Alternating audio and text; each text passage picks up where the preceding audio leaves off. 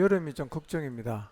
이제 다 못 왔는데 과연 3층에 올라가서 영상으로 강의를 들으면 어떨까 지금 고민입니다. 네. 이럴 줄 알았으면 좀 더 크게 지을 걸 교회를.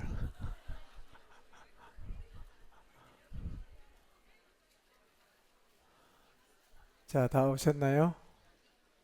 제가 그 강의 시간이 보면 주로 밤에 많잖아요. 왜 내가 밤으로 자꾸 강의를 했나 생각을 해봤는데 낮에 사람이 자꾸 적게 오니까 제가 다 듣게 하려고 하면 밤에 해야 되겠다. 이래서 자꾸 밤으로 가다 보니까 밤 12시까지 간 것 같아. 예. 근데 이게 악순환이야. 밤에 하니까 낮에는 계속 안 와. 그러니까 선순환으로 바꾸기 위해서 이제는 낮에 강의를 많이 하겠습니다. 예. 그래야 낮에 올 거잖아. 예. 예. 하여튼 뭐, 참, 여러분 대단합니다. 어, 예, 불편한데 3일 꼬박 앉아서 이렇게 강의를 듣는 게 쉽지 않은데요. 훌륭하십니다. 자, 이제 계속 강의하겠습니다. 이 시간에는 에베소서 2장 11절에서 19절 말씀 중심으로 강의를 하도록 하겠습니다. 예, 중복이 되기도 하고 반복이 되기도 하고 그렇게 해야 이래저래 붙여도 이게 어떻게 연결되는가를 여러분이 잘 아실 수가 있을 겁니다. 자, 하나님이 가장 원하는 게 뭐죠? 하나님이 가장 원하는 게 모든 사람이 구원받는 거죠. 그렇죠? 그게 하나님의 소원이에요. 심려를 기울여 인간을 창조하신 하나님 마음의 소원은 하나님을 거부하고 떠나간 이 모든 인간을 구원하는 것, 이게 하나님의 소원입니다. 자, 그러면 모든 사람을 구원하는 게 하나님의 소원이라고 하면 하나님에게 있어서 예수 그리스도를 통해서 이루어 놓으신 구원과 아울러서 어디가 가장 중요할까요? 이 복음을 땅끝까지 전해줄 교회가 가장 소중한 것이에요. 여러분 생각해 보세요. 아들을 보내서 이루신 이 구원의 역사를 땅끝까지 전해서 구원의 역사를 완성하기 위해서 계획한 곳이 교회인데, 그리고 그 교회가 지금도 그 사명을 감당을 하고 있다면 하나님은 이 땅을 바라보시면서 어디를 가장 많이 바라보시겠어요? 교회입니다. 왜? 영혼 구원의 소원을 이루는 곳이 바로 교회이기 때문에 그렇단 말이에요. 그러니까요, 하나님은 교회 세우는 일을 하는 사람들을 향해서 응원하십니다. 잘한다. 힘내라. 잘한다.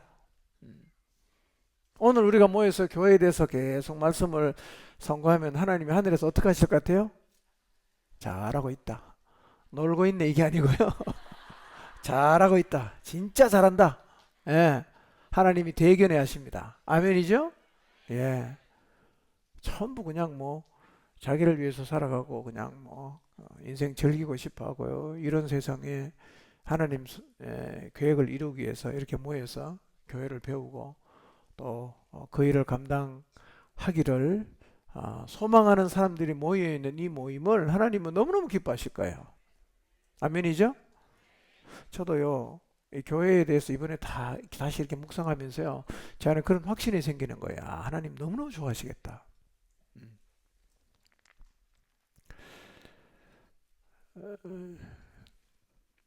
자, 우리 모두가 하나님 영원하신 계획이 이루어지도록 교회를 세우는 일꾼으로 있는 그 자리에서 살아가게 되기를 바랍니다. 예. 지체의 개념으로 이해를 하면 우리 모두는 다 뭐예요? 일꾼입니다. 모두가 일꾼이에요. 예. 자, 오늘은 이 시간에는 두 번째 시간인데요. 그 주제의 두 번째란 말입니다. 교회가 왜 필요했는가를 생각해 보겠습니다. 교회가 왜 필요했는가? 자, 이게 무슨 의미냐면, 자, 유대인은 하나님을 예배하는 곳이 있었나요, 없었나요? 있었죠. 뭐였어요? 성전이었잖아. 성전. 뭐 그전에 성막이 있었고요. 그 다음에 솔로몬 성전이 파괴되고 바벨론으로 다 포로로 잡혀갔습니다. 포로로 잡혀간 곳에서 유대인들이 하나님을 예배하는 곳이 뭐였습니까? 회당이었어요. 회당. 자, 그러면 하나님은 이미 존재했던 성전이나 아니면 회당을 통해서 하나님이 이루신 구원의 역사를 세상에 알리셔도 될 것 같은데 왜 또 교회를 계획하셨을까 하는 거예요. 이미 있는 게 있는데 있는 걸 잘 활용하셔도 될 것 같은데 왜 하나님은 있는 거를 활용 안 하시고 또 새로운 새 부대를 만드셨냐 하는 거예요. 예. 진짜 그 만들 필요가 있었는가? 아니면 하나님이 복잡하게 기존에 그 써도 되는데 그냥 하나 새로 만드셨나? 예. 자, 제가 성경 전체를 말로 설명할 테니까 여러분은 머릿속에 한번 큰 그림을 한번 그려보시기를 바랍니다. 왜 교회가 필요했는가? 그 얘기를 지금 설명하는 겁니다. 태초에 하나님이 세상을 만드십니다. 인간을 만물의 영장으로 만드셨어요. 그리고 모든 피조물 중에 영혼을 부여하시고 하나님과 교제할 수 있는 아주 특별한 존재로 인간을 만드셨습니다. 첫사람 아담과 하와가 사단의 유혹에 빠져서 하나님을 버렸습니다. 등을 돌렸어요. 그리고 아담의 후손으로 태어난 모든 인간은 아담처럼 똑같이 하나님을 부정하고 마음에 두기를 싫어하고 마치 자기가 하나님인 것처럼 주장하면서 떠나가 버렸습니다. 이제 모든 인간은 하나님의 심판을 면할 수 없게 됐습니다. 그런데 하나님은 이런 인간에게 구원의 약속을 주십니다. 이게 요한복음 3장 16절에 하나님이 세상을 이처럼 사랑하사 라는 말의 의미이죠. 하나님 마음은 심려를 기울여 특별하게 만들었던 인간이 다시 하나님께로 돌아와 구원 받기를 원하십니다. 이 하나님의 변함없는 소원이에요. 그래서 아담과 하와의 범죄 이후 하나님은 인간에게 구원을 약속하십니다.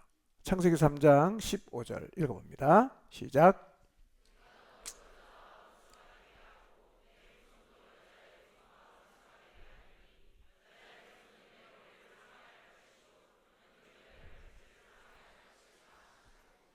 예, 희미하긴 했지만 구원자를 보내주는데 구원자의 특징을 크게 두 가지로 얘기합니다. 하나는 뭡니까? 여자의 후손이 온다 이거예요. 여자의 후손. 두 번째는 이 여자의 후손은 사단의 머리를 박살낸다. 이 두 개를 약속하셨어요. 예, 머리 박살낸다. 이게 이제 최초의 메시아 예언인데 이걸 원시 복음이다 이렇게 말을 합니다. 최초로 이렇게 약속하셨어요. 자, 그 다음에 가인, 아담의 아들인 가인과 그 다음에 셋, 이 두 아들의 계보로 인류는 딱 나뉘죠? 딱 나뉩니다. 그리고 셋의 계보에서 누가 태어났냐면 노아가 태어나요. 노아에게 세 명의 아들이 태어납니다. 셈, 함, 야벳이에요. 근데 셈의 후손으로 누가 오느냐 하면 아브라함이 오는 거예요. 그리고 하나님은 이 셈의 후손 중에서 아브라함을 불러서 이런 약속을 하십니다. 천하 만민이 너의 후손을 통해서 복을 받게 된다고 약속을 하셨어요. 그러니까 어떻게 되냐면 가인의 후손과 셋의 후손이 나뉘죠. 셋의 후손에서 노아가 나와서 노아의 애들 셈, 함, 야벳이 나눠지죠.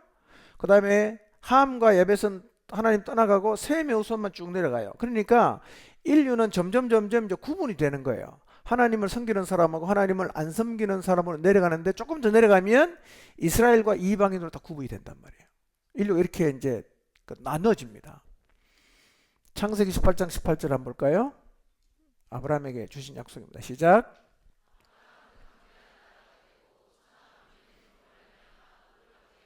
예, 예. 자, 그 다음 22장 18절입니다. 시작.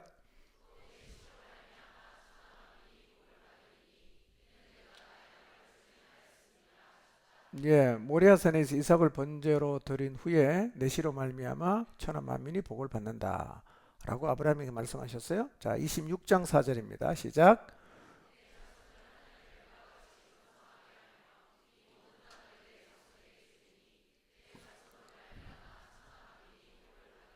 자, 이 약속은 아브라함의 아들 이삭에게 주신 약속입니다. 그러니까 하나님 약속은 이거예요.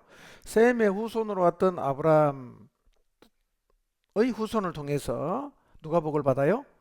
천하 만민이 복을 받는다 그랬어요. 누구 후손을 통해서? 아브라함의 후손을 통해서 천하 만민이 복을 받는다. 그런데 이스라엘은 이 하나님의 약속을 오해합니다. 그래서 아브라함의 후손을 통해서 천하 만민이 복을 받는다고 했는데 그들은 아브라함의 후손인 자기들만 복을 받는다고 생각했습니다. 그래서 우리는 하나님이 선택하신 민족이다라고 해서 선민 사상을 갖게 됐어요. 우리만 하나님의 사람이다. 우리만 하나님에게 선택되었다. 그러면서 이스라엘은 자기들 외의 모든 사람은 관로 밖으로 다 내놨어요. 이방인 이렇게 통칭하는 겁니다. 자, 그런데 하나님께서 아브라함의 자손을 통해서 천하 만민이 복을 받는다고 했을 때 자손들이라고 하지 않고 자손이라고 하거든요. 그 자손이 누굽니까? 이스라엘 자손이 아니고 예수 그리스도였어요. 자, 이걸 마태복음 1장의 족보를 보면 예수님의 족보란 말이에요. 아브라함은 이삭을 낳고 이삭은 쭉 나오죠. 42대 내려가면 누가 나옵니까? 예수 그리스도가 나와요. 그럼 그 족보의 의미가 뭐냐? 예수님이 누구 후손이라는 거예요? 아브라함의 후손으로 왔다는 걸 보여주는 게 창세기 1장의 족보란 말이에요. 그리고 갈라디아서 3장 16절을 한번 보겠습니다. 시작.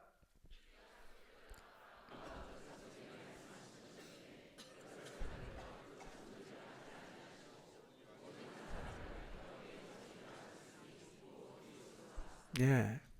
갈라디아서에서는 아브라함의 후손을 통해 천하 만민이 복을 받는데 그 아브라함의 후손이 누구라고 말하고 있습니까? 이스라엘 백성이 아니고 그리스도라고 한 명이에요. 한 명. 그리스도다. 예. 그러니까 구원자를 보내겠다는 약속을 하셨는데 그 구원자는 누구 후손이죠? 아브라함 후손이죠. 그럼 아브라함 후손이 누군가 봤더니 마태복음 1장의 족보에는 42대가 내려가니까 누가 나옵니까? 예수 그리스도가 나오죠. 갈라디아서에서 똑같이 말하는 거예요. 하나님이 약속하신 아브라함의 후손은 여러 명이 아니고 한 명이다. 그 사람이 누구다? 그리스도다. 이렇게 말하는 거예요. 그러니까 아브라함의 후손으로 와서 이 세상을 구원하는 구원자가 누구라는 거예요? 예수님이라는 거예요. 그리스도라는 거예요. 자, 그러면 창세기 3장을 보면 여자의 후손이 와서 뱀의 머리를 상하게 한다고 했죠. 자, 처음에는 아브라함의 자손이어야 됩니다. 그 다음에 두 번째는 여자의 후손이어야 돼요. 여자의 후손. 메시아는 여자의 후손이어야 돼요. 자, 그러면 예수님이 여자의 후손입니까? 남자의 후손입니까? 여자의 후손이라는 게 무슨 말이죠? 모든 사람은 다 누구 후손입니까? 남자의 후손입니다. 왜요? 남자의 씨로 왔잖아요. 그러면 예수님은 남자의 씨로 왔나요? 아니죠. 그 여자의 몸을 빌려서 왔어요. 씨는 뭐지요? 성령으로 잉태됐다. 그러니까 예수 그리스도는 우리와 똑같은 육체를 입고 이 땅에 오긴 했지만 씨는 남자의 씨가 아니라 성령의 씨란 말이야. 그러니까 예수님을 뭐라고 부르냐면 여자의 후손이다 이렇게 불러요. 그러니까 구원자는 뭘로 와야 된다? 여자의 후손으로 와야 돼요. 아브라함의 후손으로 와야 되고 여자의 후손으로 와야 돼. 그런데 예수님은 진짜 여자의 후손입니다. 그래서 예수님께서 잉태하실 때 성령으로 잉태됐다는 사실을 성경이 기록해 두고 있어요. 자, 마태복음 1장 20절 한번 보겠습니다. 시작.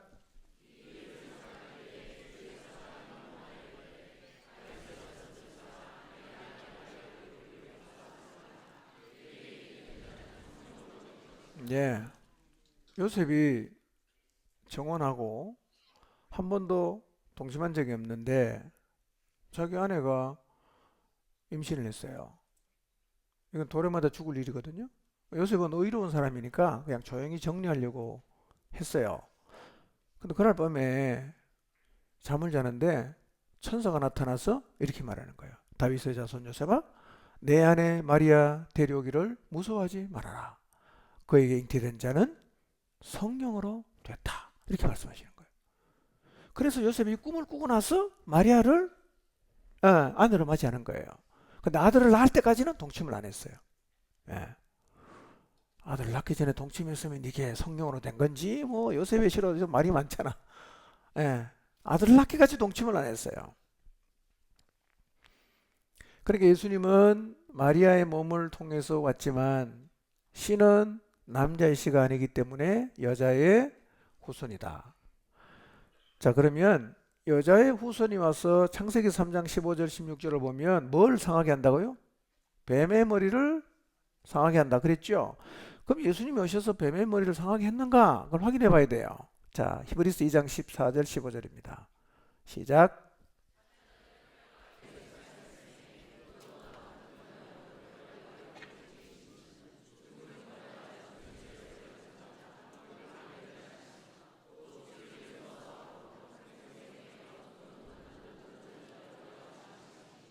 네.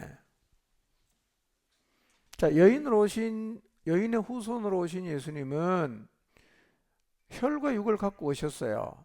그런데 마귀를 어떻게 때려잡았냐? 죽음을 통해서 때려잡았다는 거예요.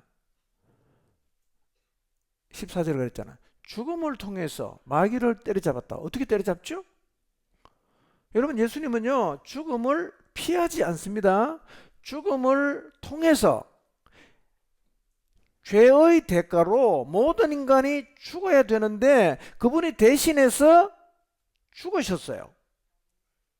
그래서 죄인인 우리가 죽음으로 위협받을 수 있는 근거를 없애버린 거예요. 우리는 이제 죽음이 두렵지 않은 사람이에요. 그리고 그분은 뭐 하셨어요?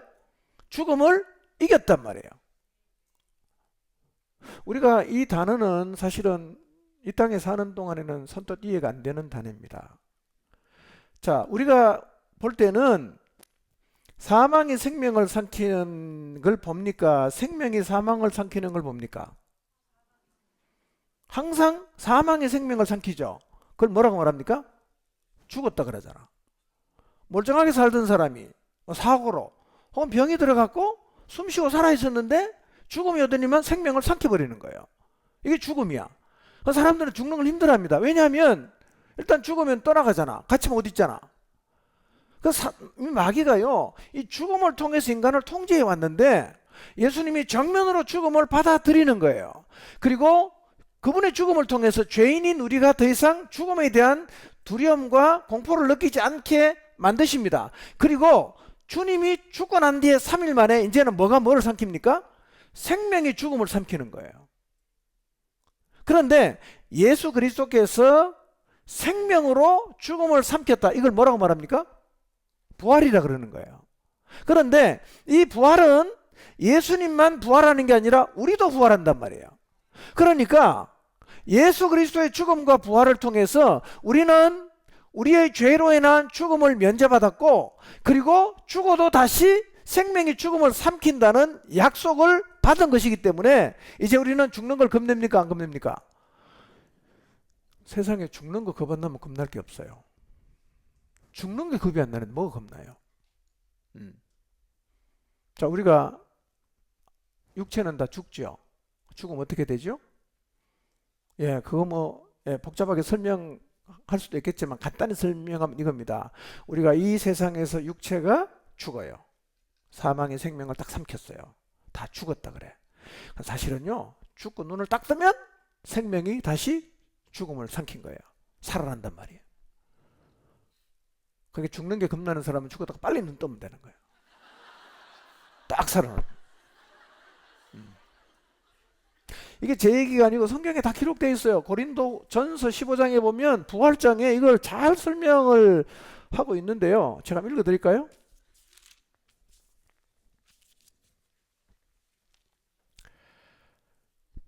자, 54절, 고린도전서 15장 54절에서 58절까지 그냥 좀 띄워주세요. 같이 읽으면 좋을 것 같아요. 방송실에 좀 띄워주시기 바랍니다. 고린도전서 15장 54절에서 58절입니다.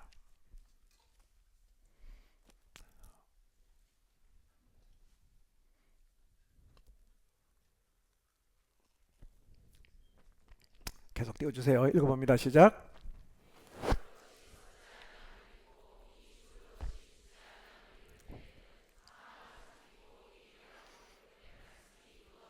자, 됐어요. 요 말을 이해하시겠죠? 54절 다시요. 54절. 예. 돌아가기 힘듭니까?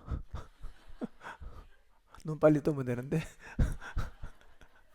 54절로 돌아가 주시기 바랍니다. 예. 열심히 하고 있을 거예요. 자, 보세요.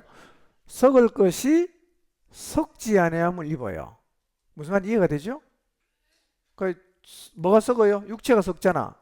근데 이 썩을 육체가 썩지 아니함을 입는 날이 온다. 부활의 몸을 입는다는 거죠. 그 다음에 죽을 것이 죽지 아니할 영생하는 몸을 입을 때가 오는데, 이때 뭐가 이루어집니까? 사망을 삼키고 이기리라는 말씀이 이루어진다는 거예요. 부활하겠다는 약속이 이루어진다는 거예요. 자, 55절. 사망아 너의 승리가 어디 있느냐? 사망아 내가 쏘는 것이 어디 있냐? 사망의 사람을 죽음에 이르게 하는 독침이 어디 있냐? 56절. 사망에 쏘는 게 뭐죠?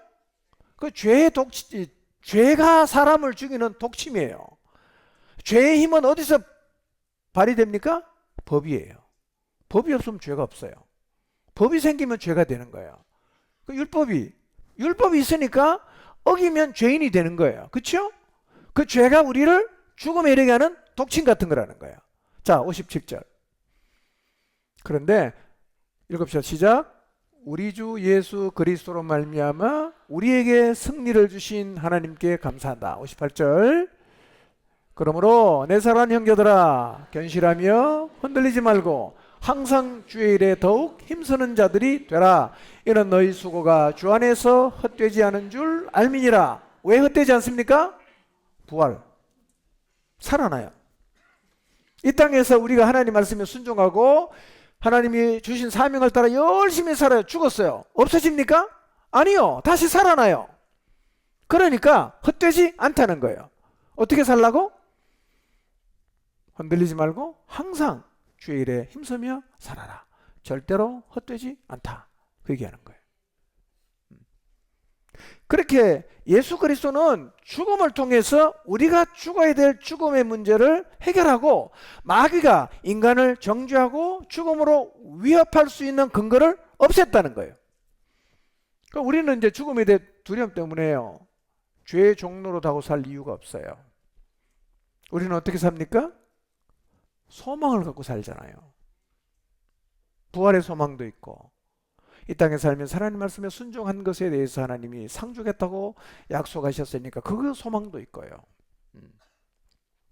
이렇게 예수님이 십자가에 죽으심으로 그리고 부활하심으로 인간의 모든 죄의 문제가 해결이 되고 이 사실을 믿는 사람은 죄 사함 받고 그리고 영원한 생명을 얻게 되는 겁니다. 이 구원의 역사가 완성이 됐어요. 그렇죠?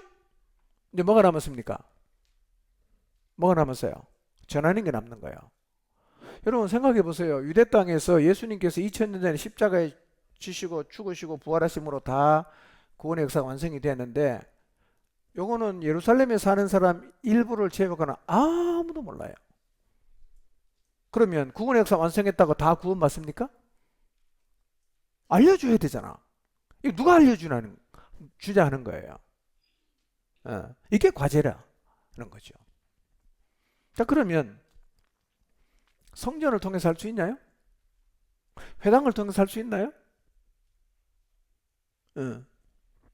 그러니까 천하 만민에게 복음을 전해야 되는데 이걸 누가 전하냐 하는 거예요. 이거 전할 기관이 있냐 하는 거예요. 한번 따져봅시다. 먼저 큰 두 개 줄기가 있습니다. 하나님을 섬기는 유대인이 있고 하나님 떠나간 이방인이 있죠. 세상은 크게 딱 두 그룹이 있어요. 그러면 하나님이 예수님을 보내서 구원의 역사를 완성하시고 이거를 땅끝까지 전해야 되는데 누가 이걸 전할 수 있겠냐는 거예요. 여러분 생각해 보십시오. 전할 사람이 있는가? 자, 한번 따져봅시다. 이방인이 이걸 할 수 있을까요?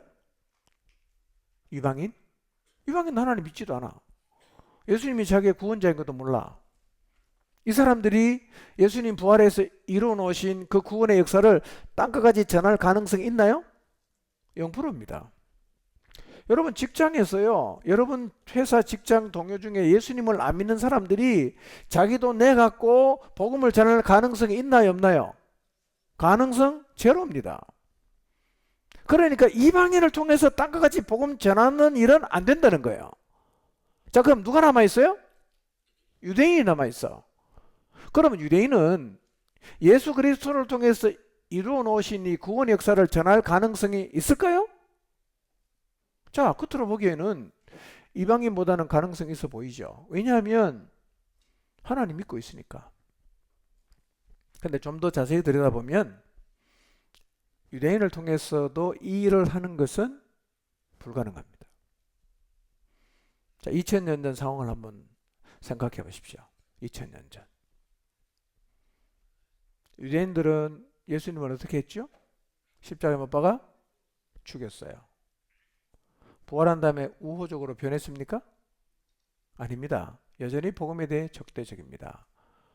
사도들을 잡아들입니다. 죽입니다. 무지막지하게 교회를 핍박했습니다. 예루살렘 교인이 다 흩어졌어요. 자, 이렇게 예수님 믿는 사람을 핍박하고 아예 없애버리려는 이 유대인들이 예수님이 구원자라고 온 세상에 다니면서 전할 가능성이 있을까요, 없을까요? 없습니다. 안전합니다.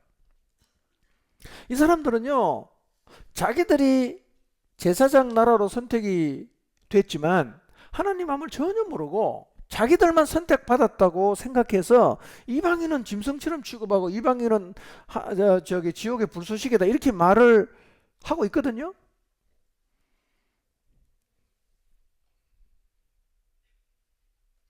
이스라엘이 얼마나 민족적 편견에 사로잡혀 있는지를 보여주는 한 예를 간단히 소개하겠습니다.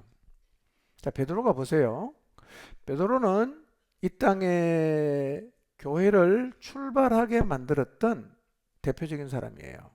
오순절 성경 받고 나가서 설교하고 3,000명 회개하고 돌아와 예루살렘 교회가 시작이 된 일에 주도적인 역할을 했던 사람이 누구예요? 베드로예요. 그는 사도행전 10장에 가면 최초로 이방인들이 모여있는 고넬료의 집에 가서 복음을 전했습니다. 그리고 두 눈으로 이방인들에게 성령이 내려오는 것을 직접 목격을 했습니다. 근데 베드로도 이방인의 편견을 못 넘어가는 거예요. 베드로는요, 이방인과 유대인의 차별이 없어졌다는 사실을 고넬료의 집에 가서 이방인에게 성령이 내려오는 것을 보면서 확실하게 알았어요. 그래서 사도행전 15장 7절에서 11절 말씀인데요. 예루살렘 종교회의에 가서 9절만 보겠습니다. 이방 교회들이 이방인도 주께 돌아오면 할례를 받아야 된다, 율법을 지켜야 된다 이렇게 자꾸 말을 하니까 이 사도 바울하고 이제 다툼이 생깁니다. 그래서 예루살렘에 와서 종교회의를 하는 거예요. 이방인들을 어떻게 할 것이냐. 그 회의 중에 베드로가 한 얘기가 쭉 있는데요. 9절만 보겠습니다. 시작.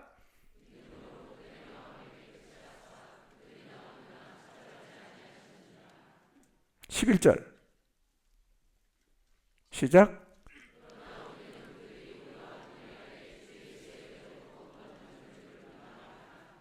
네, 베드로가 종교회의에서 하는 말입니다.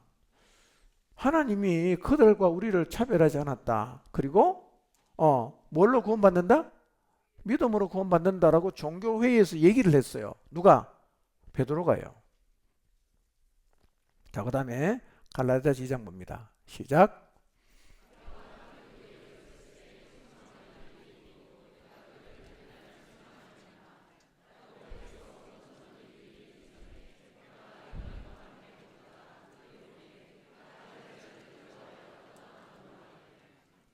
예, 여러분 바울이요, 게바가 바울이거든요. 안디옥에 가서 이 이방인들하고 이제 식사를 하고 있다가 예루살렘 교회에서 온 할례자들이 온다고 소식을 들었어요. 그러니까 밥 먹다가 도망갔다는 거예요. 누가 두려워갖고? 할례자들이 두려워갖고. 예. 여러분 이때는요 예루살렘 교회가 세워지고 십수년이 지났어요. 아직도 유대인들은 어떻습니까? 이방인하고 식사를 안 해요. 왜냐하면 코셔라는 그 정결법이 있는데요. 진짜 음식 맛없어요. 예루살렘에 제가 그 성지순례 갔다가요. 선교사님 만나러 갔는데요. 맛있는 거 좀 먹으려고 갔는데 다 맛없어요. 코셔 제품은 다 맛이 없습니다. 어쨌든 간에 밥 먹다가 베드로가 도망갈 정도로 이방인들에 대한 편견은 그때까지도 여전히 심각했어요. 무슨 얘기냐? 이방인 인정 안 하는 거예요. 그러면 지금 예수님이 구원의 역사를 완성하고 2000년 좀 지났죠. 지금 유대인의 태도는 어떨까요? 똑같습니다. 똑같습니다. 그들은 아직 예수님을 안 믿어요. 구원자를 기다리고 있습니다. 그들이 예수님을 구원자로 믿지 않은 가장 큰 이유, 메시아가 자기를 못 지켜서 십자가에 죽었다. 이거는 받아들일 수가 없어. 그들은 예수님을 구원자로 안 믿어요. 그러니까 이 사람들이 복음 들고 땅까지 전하겠어요? 가능성 없죠. 그럼 누가 전합니까? 이방인 안 되고. 그래, 그나마 가능성이 있던 사람이 유대인인데 이 사람들은 지금도 예수님을 안 믿어. 누가 예수 그리스도를 통해서 완성된 구원의 복음을 딴 것까지 들고 가냐는 거예요. 가긴 가야 돼.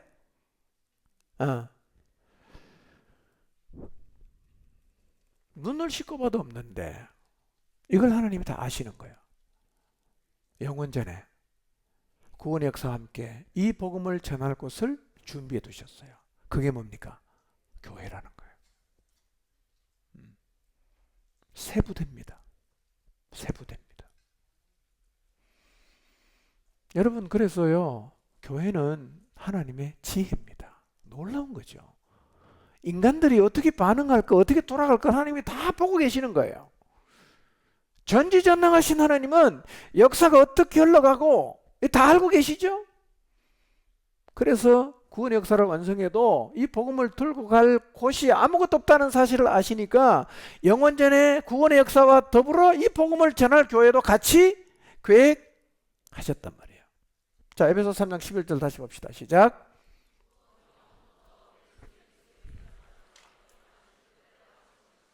예, 뭐가요? 10절에 보면 교회는 영원부터 우리 주 그리스도 예수 안에서 예정하신 뜻대로 됐다 이렇게 말하는 거예요.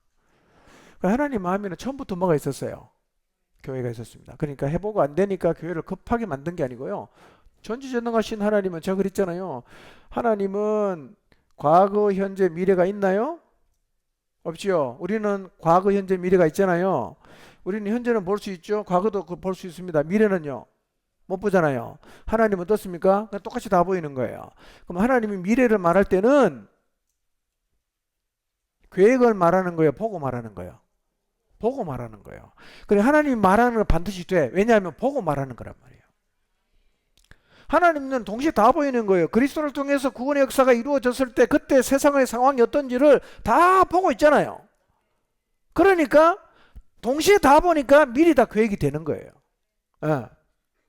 교회는 언제부터 계획했다고요? 영원전에 계획했다.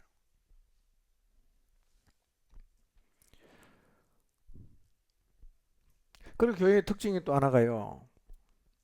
편견이 없는 것이에요. 차별이 없는 것이에요. 시간이 되면 오늘 하고 아니면 내일 할 텐데요.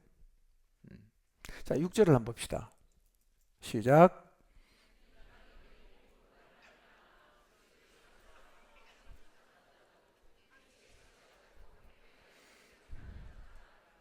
예. 우리는 지금 여기 대한민국 포항에 앉아갖고 성경을 딱 들고 이는 이방인들이 복음으로 말미암아 그리스도의 예수안에 함께 상속자가 되고 함께 지체가 되고 함께 약속에 참여한 자가 됨이라. 이게 뭔 말인지 잘 몰라 사실은. 이게 너무나 엄청난 얘기예요. 예. 유대인은 이방인을 인간 취급도 안 했어요. 근데 어떻게 된다고요? 상속자가 되는 거예요. 함께 같이 논단 말이에요. 함께 지체가 돼요. 함께 약속에 참여하게 돼요. 이게 어디서 벌어집니까? 교회에서 벌어지는 거예요. 자, 근데 보세요. 그럼 교회는 누가 만들었어요? 인간이 만들었습니까? 하나님 만들었죠. 근데 역사를 보십시오. 땅 끝까지 복음을 들고 가는 데가 어딥니까? 교회잖아. 이 땅에 사는 죽어가는 영혼을 건져내고 구원하는 데가 어딥니까? 교회입니다. 알고 있든 모르고 있든 이 교회를 이끌어 가시는 성령께서 그 일을 하시는 거예요. 그럼 못 모르고 해도 이게 하나님의 계획대로 되는 거예요. 이제 무엇을 알고 하는 거잖아요, 이제는. 그렇죠? 교회는 뭐 해야 된다? 영혼 구원해야 되는 거예요. 여러분, 우연히 교회라는 데가 생겨갖고 우연히 교회를 통해서 복음이 전파되는 게 아니고요. 이게 원래부터 하나님의 계획이라는 거예요. 처음부터 땅과 같이 복음을 들고 가는 데는 어디입니까? 교회란 말이에요.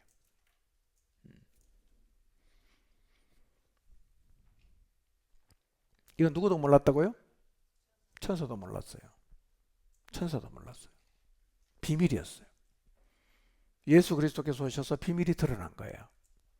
그리고 이 비밀대로 유대인과 이방인을 함께 담는 교회를 보면서 천사가 깨닫는다는 거. 유대인과 이방인이 하나가 됐네? 이거를 하나님의 지혜를, 하나님의 비밀을 교회를 보고 천사가 깨닫는다 말씀하고 있어요. 천사들도 보고 싶었어. 야, 도대체 이 인류가 이방인과 유대인으로 완전히 갈랐었는데 어떻게 이 유대인과 이방인을 하나로 담아서 구원할 수 있을까? 이거를 천사들도 궁금했어요. 궁금했단 말이에요. 그 드디어 알게 됐어. 뭘 통해서? 교회를 보고 알게 되는 거예요. 여러분, 천사는 전지전능합니까? 안전지안전능합니까? 천사는 전지전능한 존재가 아닙니다, 여러분. 어떤 분이 그러더라고요. 귀신 들린 사람 귀신을 쫓아내는데 이놈의 귀신이 자기 과거에 허물을 다 덜쳐낼 것 같아서 너무 불안하다는 거예요. 그래서 귀신 들린 사람 말 못하게 막 했는데요. 여러분, 귀신은 전지전능하지 않습니다. 그러니까 하나님하고 똑같지 않다는 거예요. 네. 모르는 게 많습니다. 귀신은요. 수가 항상 모자라.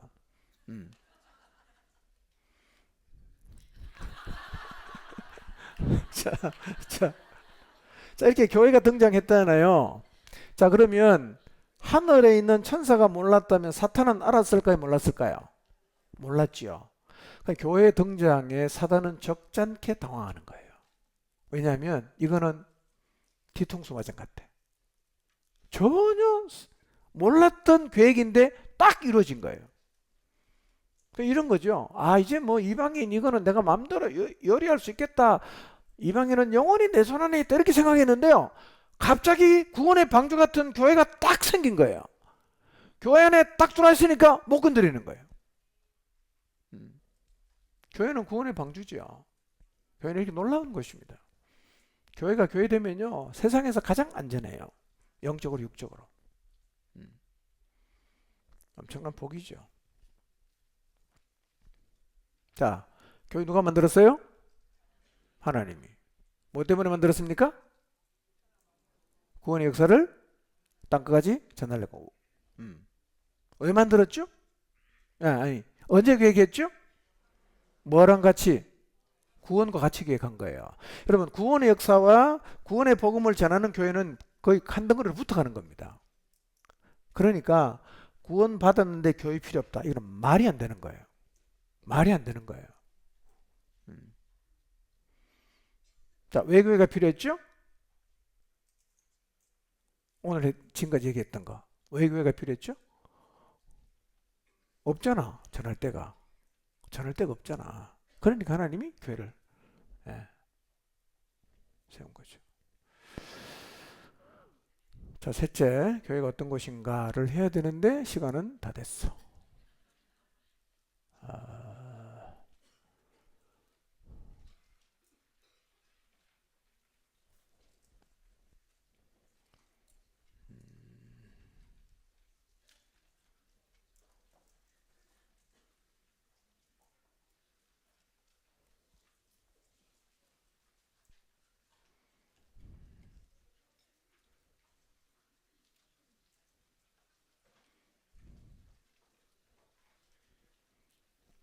음,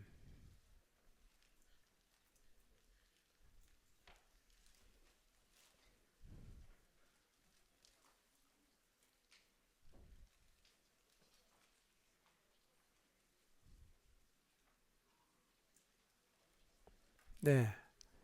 아무리 생각해도 시작하면 안 될 것 같아. 예, 아무리 생각해도 다 못할 것 같습니다. 네. 수고하셨습니다. 교회가 어떤 곳인지 이제 말할 수 있겠습니까? 말할 수 있겠어요? 예. 소중한 것입니까? 허접한 것입니까? 함부로 해도 되는 겁니까? 귀하게 생각해야 됩니까? 예. 너무 대단한 것입니다. 예. 교회 되면 교회는 세상 누구도 못 건드는 위대한 것입니다. 이 교회가 교회다워져서 좀 어려운 시대입니다. 복음의 능력으로 하나님을 드러내고 영혼을 구원하고 교회를 통해서 구원받고 새로운 삶을 살아가는 일들이 우리 목장마다 끊임없이 일어나게 되기를 바랍니다. 예, 수고하셨습니다. 쉬겠습니다. 감사합니다.